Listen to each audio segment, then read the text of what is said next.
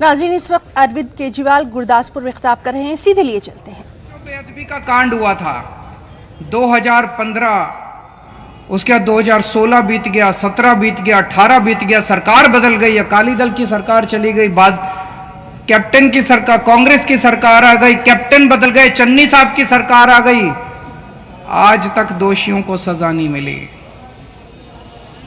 तो संदेश क्या दे रही हैं पंजाब की सरकारें कि ये चलता रहेगा, हम कुछ नहीं करेंगे, हम तुम्हारे साथ खड़े हैं। दोषियों के साथ खड़ी हैं ये सरकारें। आज अगर पुराने बेअदबी जिन लोगों ने करवाई थी उसके मास्टरमाइंड को के सख्त से सख्त सजा दिलवाई जाती होती, किसी की हिम्मत नहीं होती दोबारा बेअदबी करने की पंजाब के अंदर।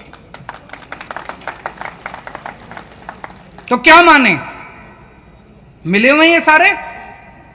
और आज पंजाब के अंदर इतनी कमजोर सरकार है, इतनी कमजोर सरकार है, आपस में लड़ रहे हैं ये लोग, झगड़ रहे हैं ये लोग, ये मंत्री उसके खिलाफ लड़ रहा है, उनका पंजाब का अध्यक्ष मुख्यमंत्री के खिलाफ लड़ रहा है। ये क्या पंजाब सरकार चलाएंगे? इतनी कमजोर सरकार पंजाब को अच्छी व्यवस्था, विकास, शांति नहीं दे सकती।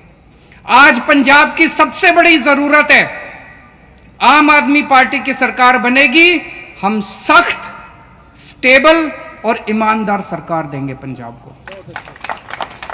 जब तक सख्त सरकार नहीं आएगी, जब तक स्ट्रांग सरकार नहीं आएगी, जब तक सख्ती वाली और ईमानदार सरकार नहीं आएगी, तब तक शांति बहाल नहीं हो सकती। इस किस्म के कांड, बॉम्ब ब्लास्ट, बेअदबी के कांड चलते रहेंगे। रुकना चाहेंगे।